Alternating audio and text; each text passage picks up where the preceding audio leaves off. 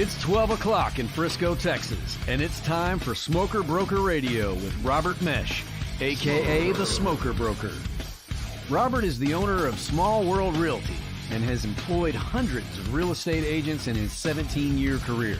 He has instructed and mentored over 10,000 real estate agents at the highly acclaimed Champions School of Real Estate and is considered an expert in Texas residential realty. Robert is also an advocate of true entrepreneurial spirit and has helped many to transition from corporate America into the world of self-employment. And now live from the studio to your world, the Smoker Broker.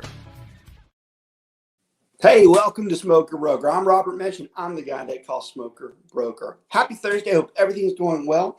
Hope your week's going well. Hope everything is going well, period. Everything is fantastic right now. This is going to be the first show in literally 9 months that we are not going to have an opening about COVID. And that's not to demean what's going on with some people and that it's still not a serious thing. It's just, I think we've said everything that we know what's being affected. We know what's being done. And it's really not a continuing conversation at this point. It's out there. We know it. And I am, for the first time in 9 months, not going to start the show off outside of mentioning it. That's going to be it. We are actually going to get back to what we normally do.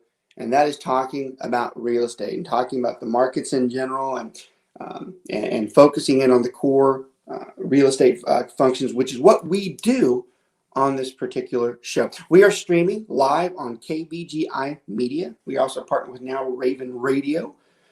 We go across the country. Some people even on the other side of the world sometimes. Every once in a while listens, but we are a live podcast or live broadcast, and it eventually goes podcast. Most of the watches that we have are in archive via podcast, but we always appreciate all those people who are watching, because it does continue to give the show a lot of relevance for a lot of people out there as far as the help that they seek.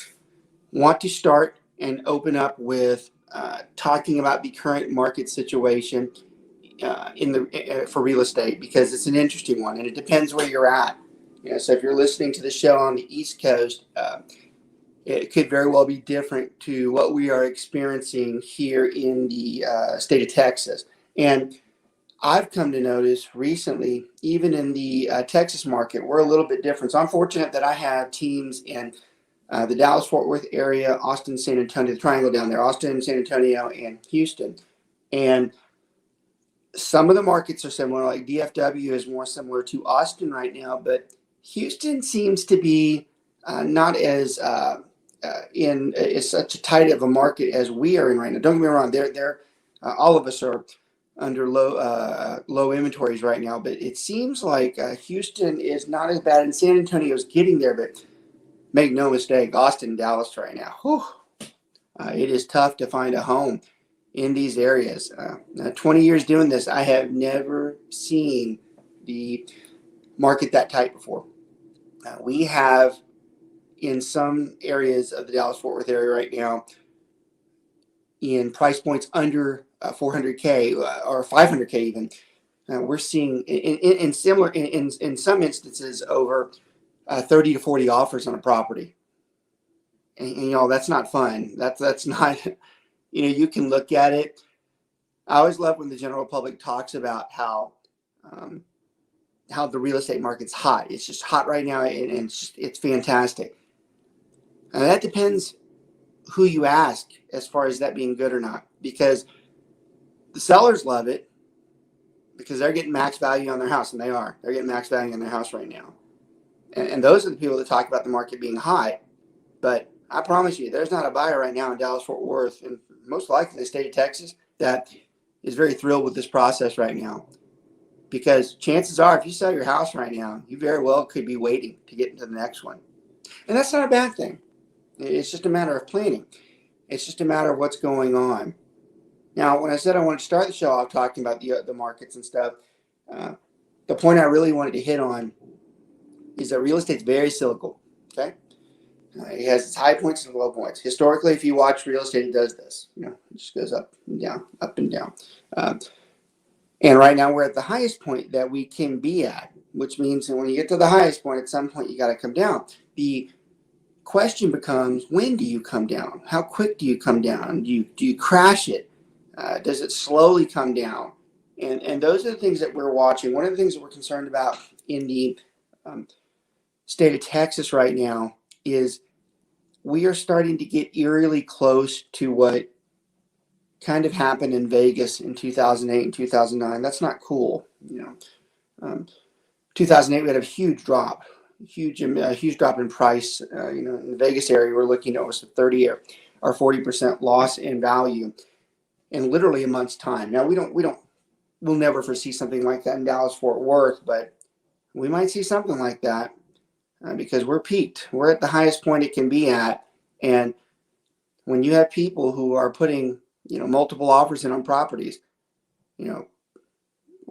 average we're seeing right now is 5 to 10 multiple offers. And I already said, we've seen some at 40 or 50 in certain pockets of the metroplexes in the entire state. It's only a matter of time before you start building up a demand that doesn't have enough supply. And anybody who has any basic business education, when demand's high and supply's low, the price goes up. And you start getting creations of people who get very creative with what they're doing and how far they're willing to go to get a house. And then you start seeing things like, we talked about multiple offers, but what we haven't talked about yet is how high some of those people are going.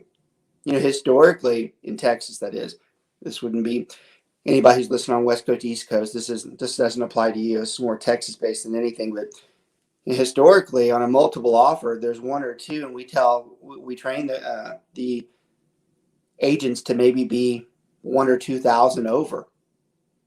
And right now we're having to tell them to be anywhere from 20 to 40K over. And that's just to have a chance. That doesn't mean they're going to get it.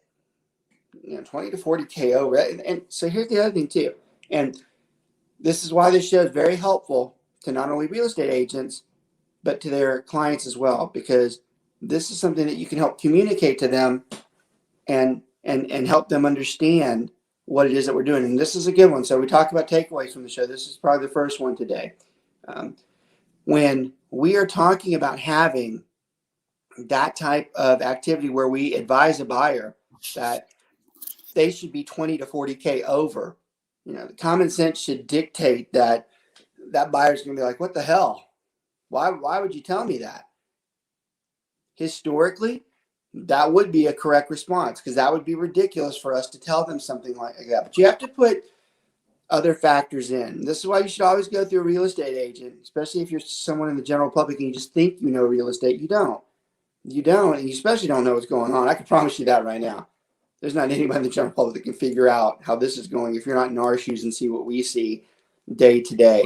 And here's a good conversation. So we have had some clients where we told them they needed to be 30 to 40K over, which is just ludicrous. But is it that ludicrous to tell a client that they need to be 30 to 40K over on a home that they have interest, maybe as low as 2% right now? Because we're seeing that.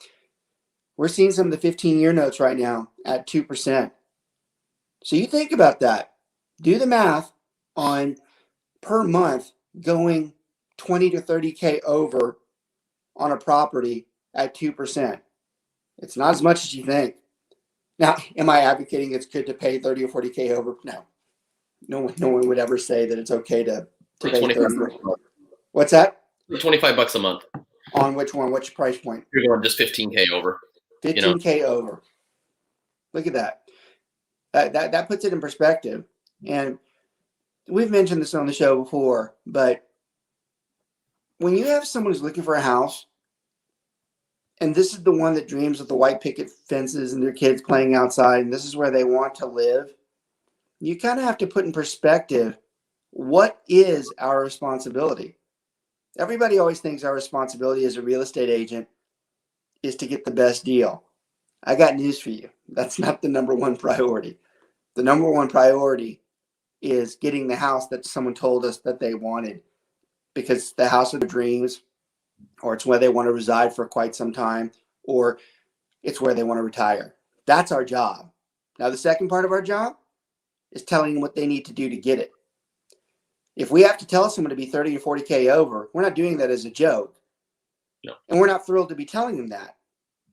But if they asked us to get that house and they're using our advice, that's the best advice we can give them right now.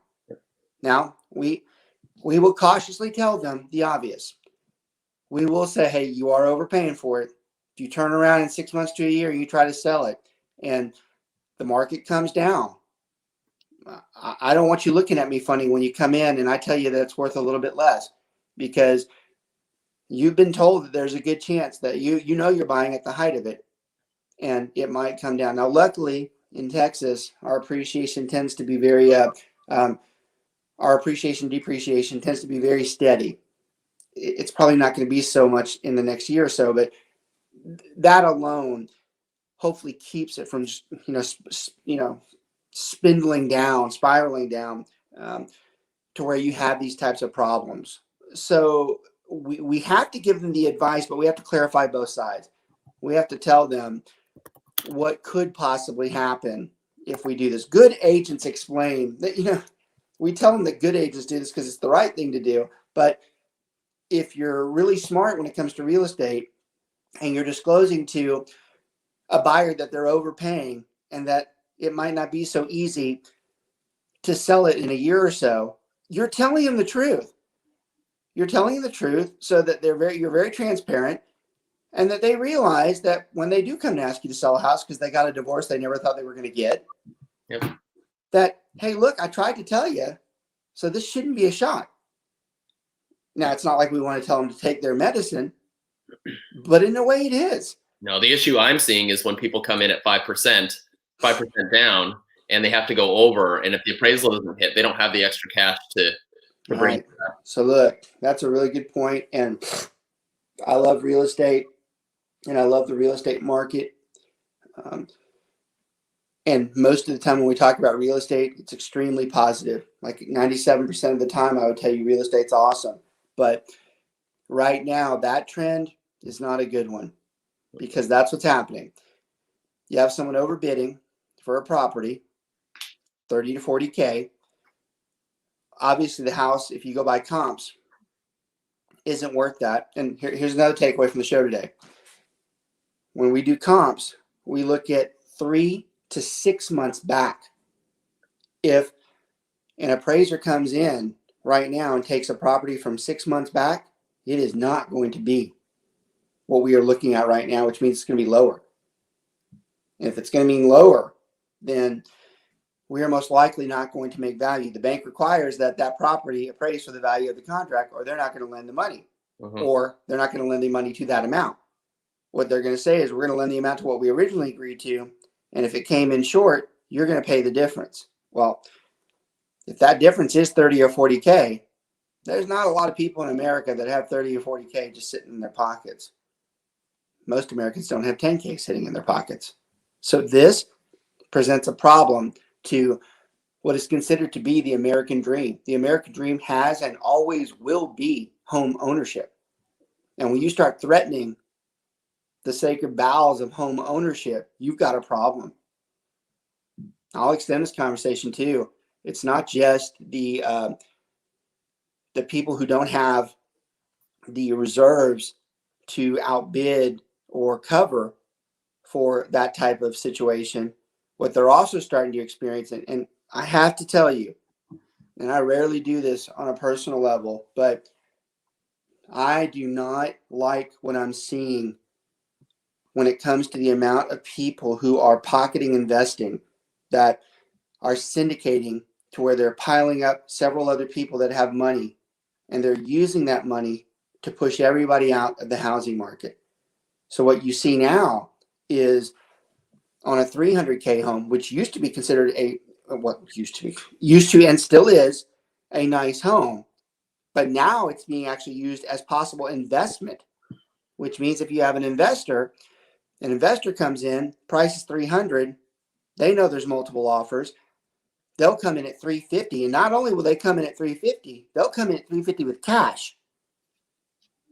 If you're a first-time home buyer looking at an FHA loan with 3.5% down payment, you are like universes and galaxies behind a chance at getting that. And what's happening is those people come in and they're starting to push legitimate people who want the American dream to purchase a home. They do not have the ability to do that right now. And I'm telling you right now, mark my words, there is going to be, in the next year or two, government intervention into those people that are starting to do that. And they'll screw it up too. Okay, probably will screw it up. But I'm telling you, and I rarely go, usually when I'm that confident in something, it's because I've seen enough. And we run a large team, so we see a lot of stuff go through. We know what the effects of this are in our little world. Well, if it's happening in our world, it's happening in a lot of other worlds too. And I'm just telling you right now, at some point, somebody's going to have to put a stop to investors coming in. And what I think is going to happen is you're going to see what the government did, the HUD department, when they came through with their own policies, their own process, their own process of selling homes that they used to require in the last 10 years. They got sick of it. See, they had this problem years ago. They also had this problem years ago where too many people, investors, were buying those homes that were meant for first-time home buyers. That's what the HUD department was. Their program. That was the word I was looking for. Program. The HUD program was created so that first-time home buyers could legitimately find a home and with less rigid standards. Well, investors started getting into it because those homes were low dollar and buying up. The government didn't like that because it went against the American dream. And they said, no more of that. Going forward, if you buy it, you have to be an owner occupant and you have to live in that house for a year. Yep. It is my opinion that you very well might see that in the traditional market.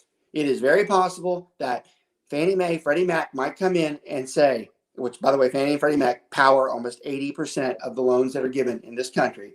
They are probably at some point going to say, we will not lend money to somebody who is not going to live in that house for a year. And then the federal government will also come in, and that goes for anybody paying cash too. We are not going to let someone come in and push everybody else around. I could see them saying something like, if you are not going to occupy the property, you can't put an offer in until it's been at least 15 days on the MLS. Which is what HUD did originally. Yep. And that way they're telling them that you still have a chance to get it.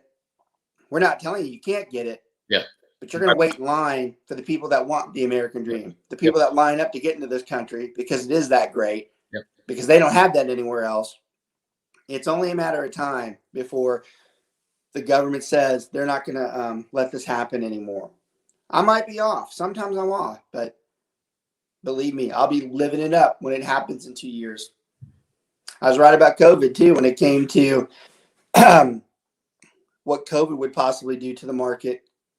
I predicted that in March of last year when it started, that there could very well be a fuel to the housing market, and there could very well be a euphoria type to the population where they get to where things are so horrible. If they get past it, then there's a euphoric way, and I'm going to live the life the way I want to. And that's what happened. We predicted that well before it actually happened. And I'm fairly certain that we're going to see something similar when it comes to that. Okay, so that's the market update. For once, it wasn't a COVID update, which is I'm happy about. And that is very useful information for anybody who's watching especially for the Texas markets, really for across the country. That really is some good stuff for you to pass on to your clients as far as what's happening out there. Today, we are going to we're actually going to interact with scripts. And when it comes to scripts, what we're talking about is when agents are trying to learn how to handle certain situations, we don't want them to learn how to handle those situations when they actually happen, because that's not fun. Nobody's very good on the spot if they haven't rehearsed or they don't know what to say. Now, I have to actually thank my personal office, the office that we're at up here in Dallas-Fort Worth. they were the ones that motivated me today to have this particular show. Yesterday, the new agents on their own, not via leadership, on their own decided that they were going to get together and say, these are the things that we don't understand. So I attended the meeting, and I got to tell you, I was super impressed because everything they mentioned went down on my notes as things that need to be discussed. And one of those did happen to be, we want more script and more role play. And I was like, there's no time better than to do it today, because we haven't done that type of show. Actually, I don't think we've ever done a role play show. Yeah. So that's good, because a lot of times we'll go, I almost intentionally go at least 6 months to, if not a year, before I repeat a topic. So whenever time we introduce a new topic, I like that because it just increases. We have a wide storage of items that we can have on the show. You know, it's funny, when we started the show, the owner and producer, who's great and a personal friend of mine, and now one of the better relationships I've had in recent years, that I've met someone that I really respect. When I first started talking with him, you know, he'll talk to you about, so there's we weren't doing so, no, there wasn't as many podcasts 4 or 5 years ago as there is today. Of course, COVID has, you know, spewed out people finally getting into podcast and learning the digital side, which is great. That's awesome. But look, what he told me when I started this, and it's still true to this day, you can get on and do podcasts occasionally. You can do 1 or 2, but to have the information to do it every week, you know, for 52 weeks, that's not that easy to do. And fortunately for us, we almost go the entire 52 weeks where we rarely go back on a subject twice. So I love that about this, because that means every episode you watch has something new for you. That means every time you go back and watch something, it's not the same thing. So I really like that. That's why I like the show today. All right, Brent. So as always, y'all should know, got my director of ops on the side, my longtime personal friend too. He does this thing with me day in, day out. He is going to help me with these scripts today. He probably is the one who should do it, because he's the one that does it a lot more than I do these days. But I have done it for 20 years, so I still should know how to run a script. Brent, do me a favor, and let's just read through. Let's do one example, one of the better ones. We actually did this with our crew a few months ago, or a couple months ago. Start with one of them that we can have a conversation on an example, and let's go with it. Okay. So blank website portal name. So what's that? I didn't hear you. Well, I'm supposed to say like website portal name. So we're just going to leave that. Something that sounds like Willow. Oh. says that my house is worth more than you are. Okay. Who am I supposed to believe? I so got you. My Westimate is saying that it's worth something. I got you. Go ahead, and I want you to start this this script. So just so y'all know, what we're doing is we're acting like we're talking to a seller that we're trying to get a listing, and they've told us this example. Yeah, so that happens a lot.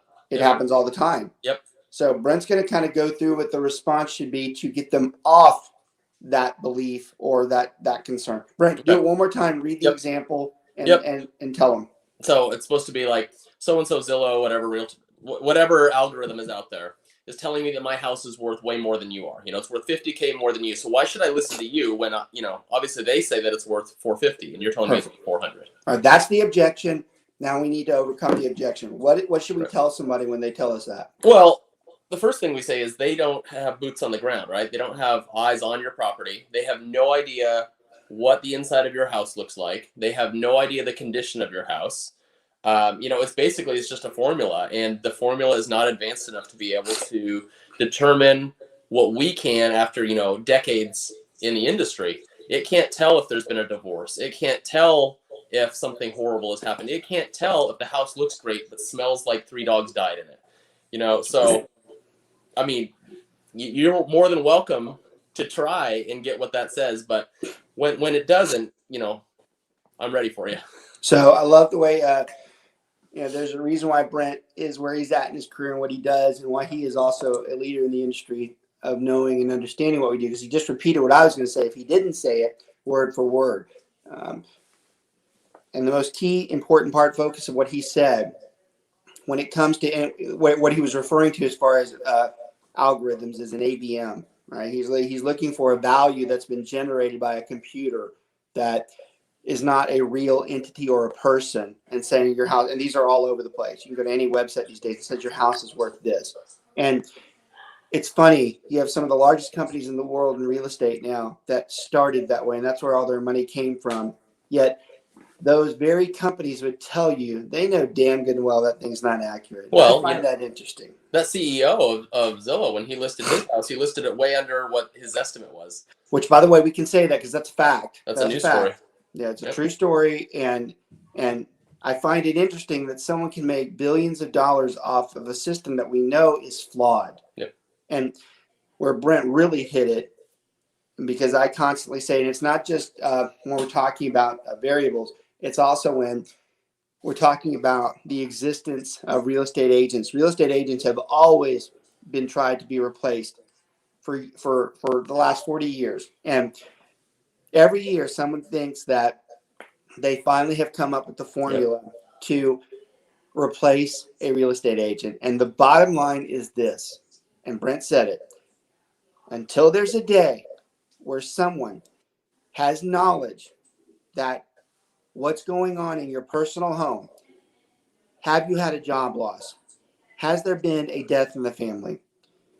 Are there foreclosure proceedings that are imminent? Is there personal issues in the relationship? Are there issues with the kids that are well beyond the norm and they're causing problems? Until there's something, which there never will be, unless we decide to start letting open cams in our house. I guess you could argue that Alexa's pretty damn close to doing that, but I don't think they'll even let her get away with that type of information. But until the day someone can do that, there is no computer system that can tell you accurately what your house is worth. I'll go even further than that.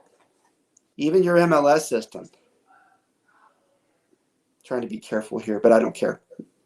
Because I'm uncensored anyways, and it doesn't matter. Regardless, it's my opinion. It's your opinion. Those MLSs that have those actually, you know what? I take it back. I'll double down on this. I'm going to give you a good takeaway from the show today, right now.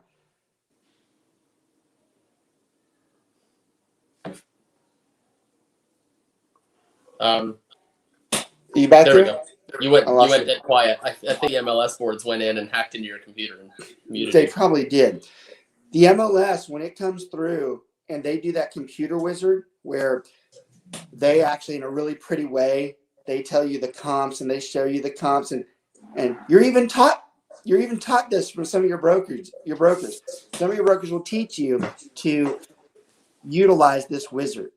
Well, that wizard, it's a computer, and it doesn't know the same things that we do. In fact, the wizard's not even that good to know that if you're comping houses and here's one subdivision and then there's a street in between, here's the other one, but these are similar size, so the algorithm tells them these two houses are the same size and they were built in the same year, but it fails to say that this is a luxury neighborhood and this one's not. Yep.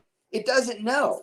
Yep. So you go through, you're a new agent, you were taught in some class how to do this this real pretty CMA that's really professional, and you show your mentor, or God forbid you show your client before talking to your mentor, which is a terrible mistake, and they look at it and they go, what the hell is this house on here for? That has nothing to do with my house. That's the problem with automated computer generated items. So when we're talking about this objection, this particular one where a customer or a potential client tells you, well, X says I'm worth this, you immediately jump in and go, hey, if you think that that's right, that's one of the 1 out of 1,000 reasons that you need to hire me. Because I'm telling you right now, that is not correct. And you should agree with me as soon as I tell you the things that we just talked about. So that's a great objection to that script. Great takeaway, great presentation of it. All right. What's another one? Let me scroll through here. I probably should have been doing that while you were talking. This is a good one, though. So I want to buy my next house before I sell the one that I'm in. but I'm afraid that once I sell, I won't be able to find anything to buy, and there's no listings out there. So I think I should just wait. All right. Is that happening right now? Absolutely. I mean, that's very current with what's going on. It's beyond that. I would tell you that it's probably the greatest example ever in the history of Texas right now. Where this is what we're experiencing, right? Yep. All right. So go through that one, and I'll follow with you. Go through what the objection is when someone tells you that. Now, this one's different. This one here is not us trying to change their opinion. Now it's us giving advice to them on what they should do with this process. And I'm pretty sure I know what Brent's going to say, but when he does, listen to how the advice is not necessarily probably what they want to hear, but what we need to do. No, I would have said last year, the year before, I would have said, let's go ahead, just put your house on the market. We need to be under contract before you can even put an offer in. So once we get your house on the market, we can start looking and we'll see what's out there. Trust me, plenty of homes are coming out there. You'll find something. But now I can't say that so certainly. So now what I advise is, hey, if you can't afford to qualify for the new house without selling yours, I mean, there's a good chance that you could sell yours and just be waiting. So why don't you sell your house? It's going to suck, but move into an apartment short term until we find something for you. Other options are we maybe have you take out a bridge loan or utilize some of the programs that KW has going. But, to think that you should just wait while prices are skyrocketing, and interest rates are low, I don't know, man. I'd move now rather than later. Yeah. And so word for word again, he doesn't miss a beat. That's exactly what I would have said. And the focus there and the takeaway, and it's not a good one, is that he said that his advice is, look, you're probably going to be better off if you sell it and you already look for temporary housing such as an apartment, and know you're probably going to be in there for 6 months to maybe even a year. And it's not just the inconvenience. It's not just the inconvenience that's the problem. Or not the problem. That's good advice. The other side of this is the common sense side of this. If we sell your house at max value, what does that mean you're going to do when you go buy one? Yep. So, being a temporary storage doesn't have to be an inconvenient or a bad thing. It could actually be a good business decision because your hope is that you sold high and that you potentially can buy lower. Yep. Now, that doesn't mean in a year you still could be off the hook, but at least you're already having to do it for a convenience standpoint that you're not sitting there looking for a house that's not there. So it kind of relieves the stress on, well, I don't need to rush because I know it's going to take some time to do this. But there's actually a perk in that. By waiting, it might benefit you where you get the best of both worlds. You get to eat your cake and you get to have your cake and eat it too. I mean, this is the exact opposite of the conversation we had 10 years ago when the market was terrible and people were objecting, saying, I don't want to sell because, values are down. And we had to tell them, look, you're going to sell and you're not going to get as much, but you're also going to pay less on the other side. Yeah. Like we were talking about when we opened the show, just so you know that everything we do flows for some reason. It's cyclical. Yep. Depends on how we look at it. It's perspective. What is the market doing right now? Mm-hmm. We have to react to it. And this is why it does matter when you're dealing with an experienced agent that they've seen the cycles. So I've seen, I'm fortunate enough to have seen 3. I've got a couple of partners that I work with that have seen 4, 5, and 6, which dates back to the 70s. Those guys are laughing right now. They know who they are. We have a lot of skill and experience in our particular group that is showered down to the rest of our agents.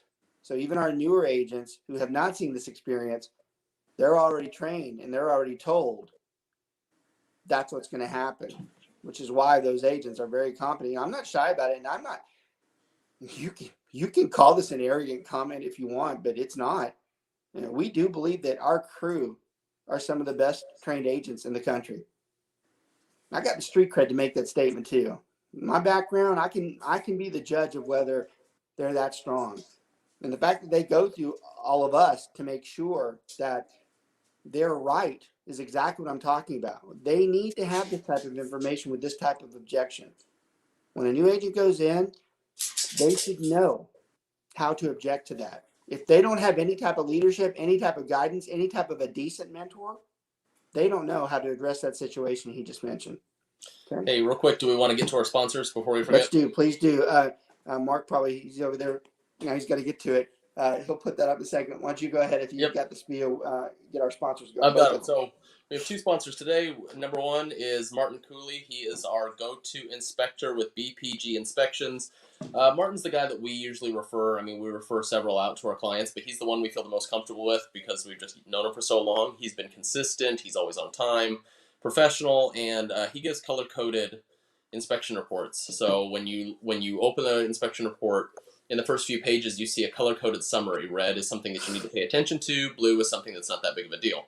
So it helps us in the management side of a firm. We can go through it quickly and figure it out. And the other thing is he doesn't scare the clients. He's very careful with the wording he uses. He's not dramatic, so that also helps.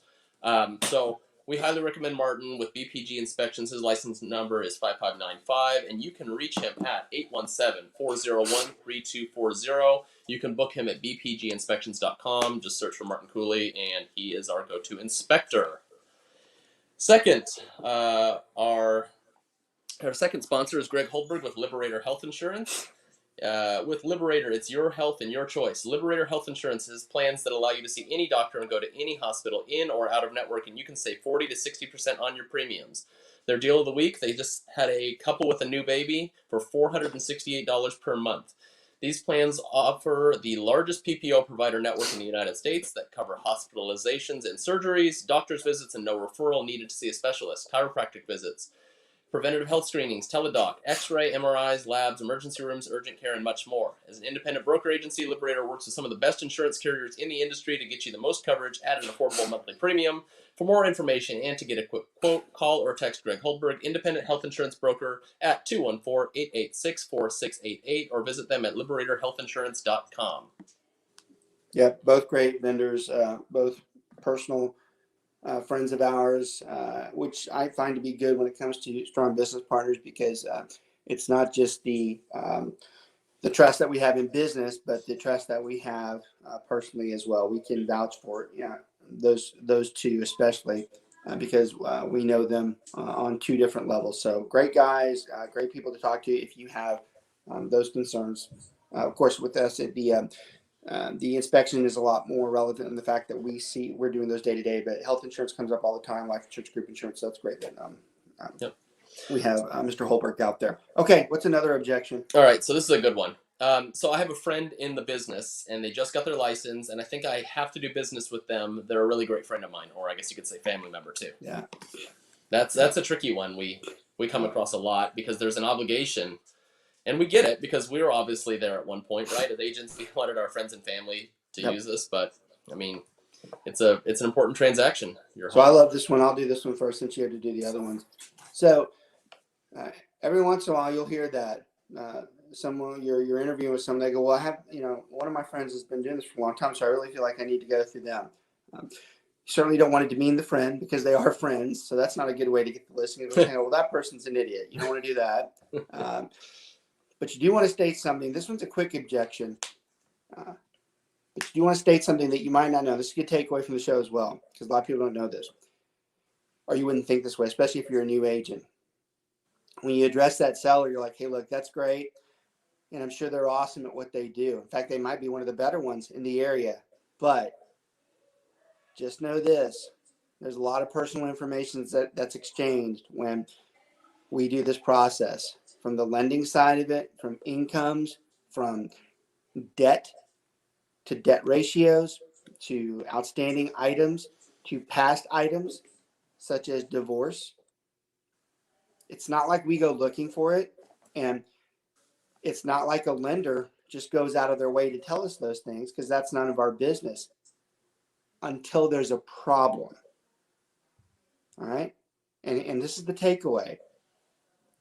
There might be something that seller does not want shared, and they need to know that those things probably come up in this process. And if it's a friend, it might not necessarily be the friend that they wanted to see that type of information. I'm going to give you a really good one. and I don't even think this client knows this. That was one of my friends where we're going through the process. I have no concerns with this person. I'm pretty comfortable with their income levels and what they're buying, and it's one of my least stressful deals, right? Well, I get a call from the lender. I guess we're I don't know, 3 weeks into it, and they're like, "Hey, we're having some problems on this file." I go, "What?" I go, "Well, they go, I don't know how to say it, but it looks like they attempted to divorce 3 years ago. And the way it's in there, it's keeping us from finishing these documents up to account for it properly." Now, I can assure you, that friend and client of mine, they have no idea to this day that I still know that. And I will tell you, to this day, it's still even a shock that was a consideration, that it was that person. And this is as good of an example as you can get, that if it's a friend, I hate the hypocrisy of this, right? This is the hardest thing to do as a broker. So we're teaching you right now how to handle when you're trying to get a listing, and the objection is that they have a friend. But this works the other way too. That if you're the friend, we want you to be able to say, "Well, look, why would you want to go anywhere else?" So it's very hypocritical when we teach these subjects. But nonetheless, if we want to show you how to do it right, that is how you treat the objection there. It's completely opposite and hypocritical if it's our buyer, and if it's us and it is our friend and we want to use our friend. But that other one's a tough one, and it can be difficult. I'll give you another example of the of why the objections are good, and there is some truth to it. There have been some friendships that have been ended because of working together, not in just business in general, but especially in real estate. Unfortunately, it's happened to me. It hadn't been many times, but it has happened. Real estate is as personal as it gets. And even your closest friends, you'll see the true colors of someone when they start talking about their finances and their real estate. Because friends that you might trust your kids with probably be sick to your stomach at some of the things they say to you when their house is selling or not selling, or how a deal might go wrong and what they say to you. And that's a very good objection when you're talking to someone going, "Hey, look, I'm just going to tell you, I'm sure that person's great, and I'm sure, you'd even trust your kids with them. But that doesn't mean you should trust selling your house to them, because we cannot tell you how many friendships have ended when that happens." Mm-hmm. That is a very good objection. I'll give you another personal example. It's happened to me earlier in my career, which I was fortunate because I learned how to handle it very early in my career. I was a good friend. I had given this individual several referrals for their business. I won't say which, because that way they won't know which friend I'm talking about. I gave him several referrals. I was new to the business. So, when you're new, you're starving, and you want to make sure you're getting the deals that you need, especially from your close sphere. And come to find out, they they list an expensive home that they lived in for like $575,000, and then they go off and buy almost $1 million home. And I find out after it's all happened.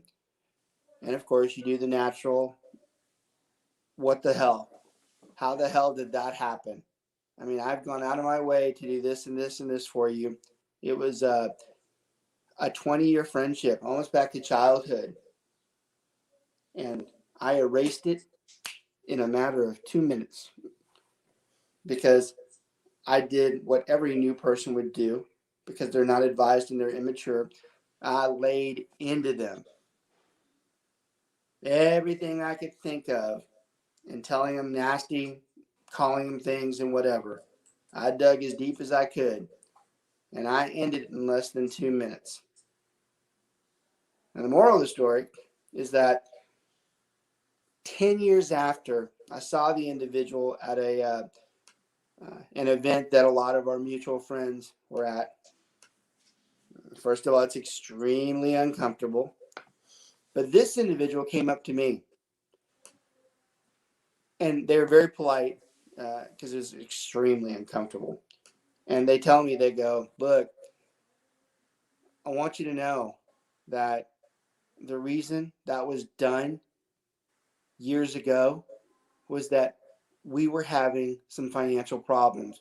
We had money enough to make this process and this transaction work, but there was going to have to be some work done, and we did not want you to see that stuff because it was embarrassing to us.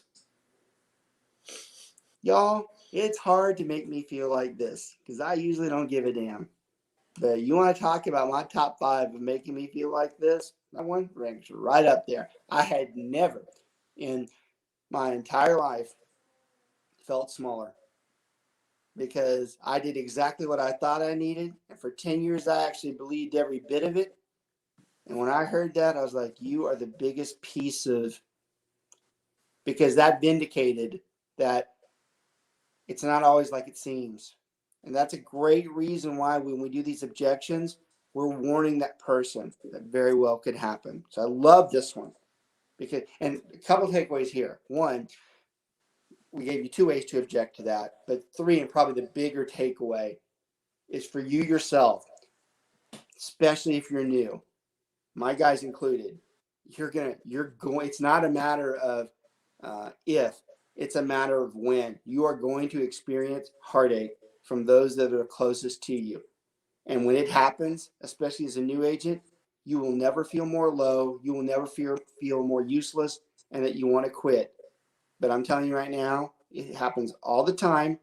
And the best way to handle that type of situation, and I've done it ever since, is when someone does that, I'm like, hey, I completely understand.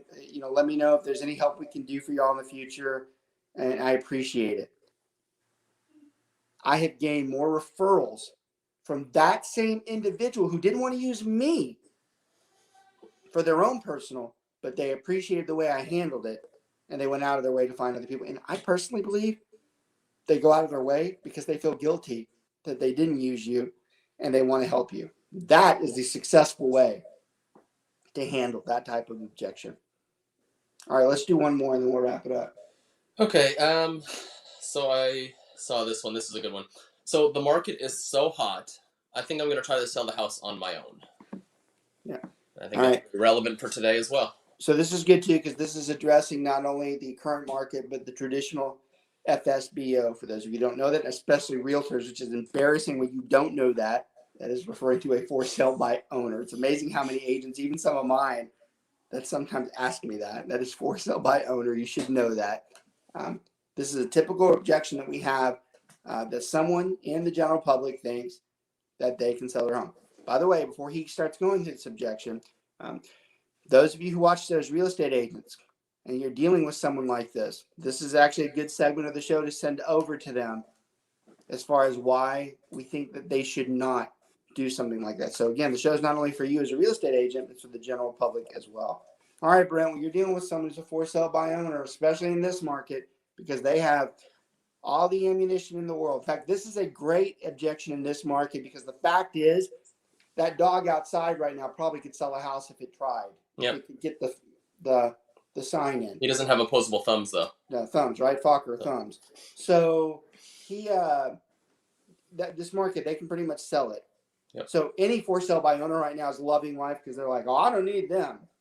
If any time in history where an FSBO is like, I don't need them, he's going to give you the objections as to why that's just completely even more ridiculous that you would say that. So what are some? Right.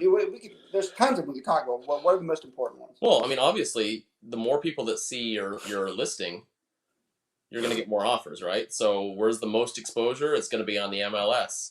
And the MLS is only accessible by realtors. 88% of all people that bought a home buy them from a realtor. All right, so let's stop on that one.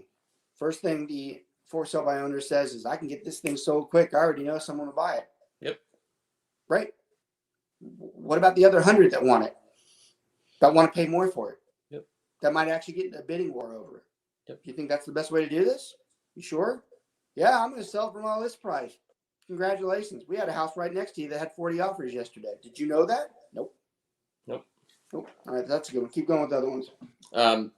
Sellers don't have access to sold prices on the MLS. So how are they going to price their home? Based on this estimate that we saw earlier? Yes. Or based on what Jones said, or my other neighbor said, Randy. I wouldn't listen Tommy. to Joan. Yeah. I mean, how do we know? Or worse, and this is a cardinal sin of a for sale by owner. Well, my house is better than that one. Yep. Yeah. It's also 2,000 square feet smaller. Yep. Which means you are not even in the same, I don't know, what's beyond a galaxy? Infinite space. Mm-hmm. You're not even in infinite space to what that house is. So right. Congratulations for totally not knowing what you're talking about. And we're starting to see, I'm not going to say the brand, but there's people out there where you can pay, I think it's like, well, it's less than $10 a day for the house to be on the MLS, right? Right. So this is where I see a lot of issues that our clients have when they're dealing with the for sale by owner, because they do find it on the MLS, but the homeowner has no clue what they're doing. They don't know protocol. They're going to get themselves in trouble by just running their mouths. And the other person in the environment, they're going to get them in trouble too. Yep. They don't know how to fill out the paperwork. So then they're assuming then that the buyer's agent is going to help them. And it's a conflict of interest for the buyer's agent to help them because they represent the buyer. And they're also going to price it probably either way too high or they're going to leave money on the table. So there are a million things that you can tell a for sale by owner of what they could possibly do wrong. They'll probably still in a million ways reject every one of them. But sometimes when I am dealing with an objection on a for sale by owner, I'll just start with one out of those million that cost them money on things they didn't know. So one of the most popular is I'll ask them, "Hey, are you gonna pay for that title policy?" And they'll be like, "No, I'm not going to do that at all." And which is traditional 99% of the time the seller's going to pay for the title policy. And they're like, "Well, it's not that big of a deal anyways." I'm like, "Well, it is." I go, "Do you know how much the title policy costs?" They're like, "No." I go, "You should." I go, "Because on a $500,000 house like you have, it's about $5,000. I go, "So that's $5,000 you don't even know what to do with right now. You don't even have the faintest idea what it is." If that agent put in there in section 12 closing costs, and let's say they gave you a sale price and you're bragging about your sales price, that it's like 10K over, but then they put in section 12, which is closing cost request, they put something like 5,000, and you're like, "I'm getting 10,000 over." I'm like, "No, you're not. They're asking you to give 10,000 over, but then they're asking you to give 5K of it back."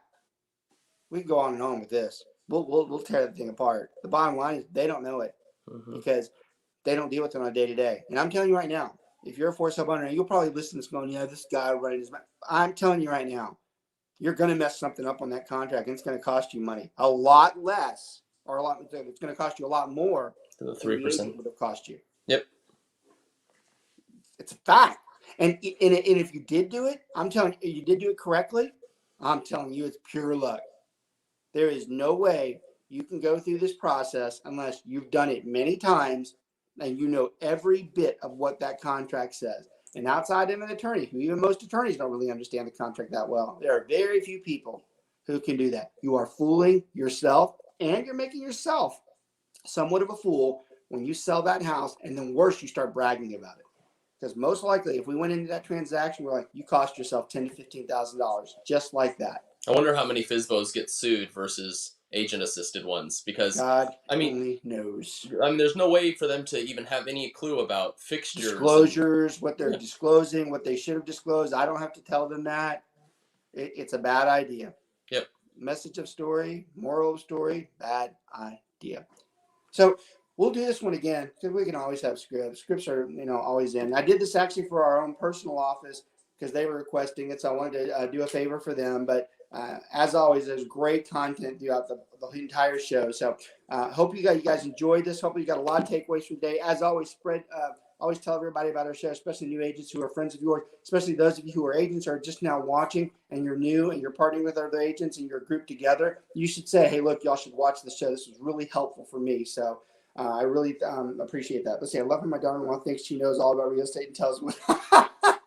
So Laura is telling us that she has an expert in the family, and they're telling her how to do it. So yes, that's exactly what we're referring to when somebody's cautioning us on how to sell a house. We also go through and we have a lot of people that are telling us these expertises and these examples as to we can maximize these things, or they're telling us these details and they don't even have the faintest idea what it is that we're doing. Not even the faintest idea. So it's amazing how many people are experts in real estate. Y'all, thanks again for watching. We'll catch up with y'all next week. As always, we really appreciate it. Y'all take care. See ya.